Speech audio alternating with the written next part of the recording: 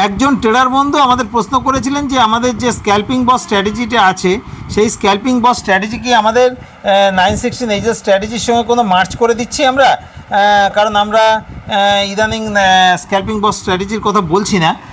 এর আগে আমরা হেজিং গুরু স্ট্র্যাটেজি 916 এজের স্ট্র্যাটেজির সঙ্গে মার্চ করে দিয়েছিলাম। তাই তিনি জানতে চেয়েছেন যে আমাদের স্ক্যাল্পিং বস স্ট্র্যাটেজিটা কি আলাদাই আছেন নাকি মার্চ করে দিয়েছি। আমি এই ধরনের চিন্তাভাবনা যাদের মাথায় ঘুরছে তাদের সকলের উদ্দেশ্যে জানাই, দেখুন আমাদের 916 এজের স্ট্র্যাটেজি আলাদা জিনিস।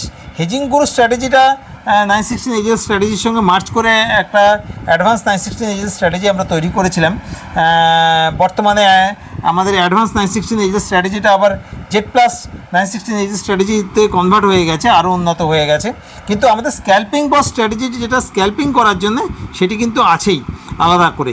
Scalping boss strategy only for scalping করার জন্য কেবলমাত্র নির্দিষ্ট সময়ে, আর 916 এজের স্ট্র্যাটেজি হচ্ছে ফুল টাইম কাজ করার জন্যে।